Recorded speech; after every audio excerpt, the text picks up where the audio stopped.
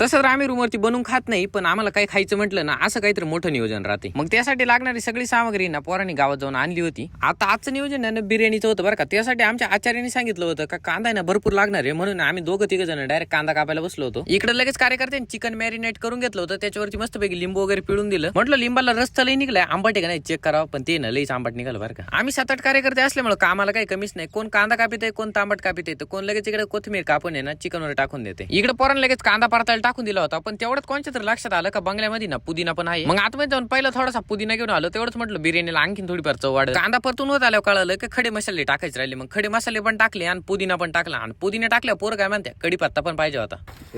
काय मसाले भात करायचं कढीपत्ता टाकून बावळा कांदा वगैरे मस्तपैकी परतून झाल्यानंतर आहे ना मॅरिनेट केलेलं चिकन आणलं आणि चिकन पण शिजायला टाकून दिलं. आता मागल्या वेळेस जेव्हा आम्ही बिर्याणी केली होती ना तेव्हा पोरांना दम बिर्याणी करायची होती आणि तिच्यामध्ये ना आम्ही लाल कलर ऍड केला होता आणि ती बिर्याणी आखी लाल भडक झाली होती. त्याच्यामुळे पोरांनी ह्या वेळेस काही येडेचाळी न करता आहे ना सरळ मसाले भातावानी बिर्याणी घालून दिली होती. पण ती मागल्या वेळेसची युनिक लाल बिर्याणी ना ती आपली इंस्टाग्राम वरती आखी 8.5 लाख जणांनी बघितली होती. आज ना सकाळ सकाळीच माझ्यासोबत एक मोठा स्कॅम झालाय. माझ्यावाली चार्जरची कॉर्डच तुटली होती आणि गावात जाऊन वॉरंटी सोबत ओरिजिनल कॉर्ड तर आणली होती, पण मला याच्यावर गॅरंटीच नव्हती कारण की चार्जिंग असले स्लो होत होती. बाकी त्या कॉर्डच्या चक्करमध्ये इकडे आपल्याला बिर्याणी पण शिजली होती. आता बरेच जण या बिर्याणीला बघितलं काय म्हणतील माहिती का मसाले भातच घातलाय तुम्ही, पण तुम्ही फक्त बघून या बिर्याणीचा अंदाज लावू शकत नाही कारण की आमच्या आचारीची एवढे क्वालिटी ना दिसायला जरी मसाले भातावाने असली ना तर ती बिर्याणी झाली होती. बाकी आता आम्ही बिर्याणी खातो तोपर्यंत तुम्ही कमेंट करून सांगा का तुम्ही कधी येते बिर्याणी खायला.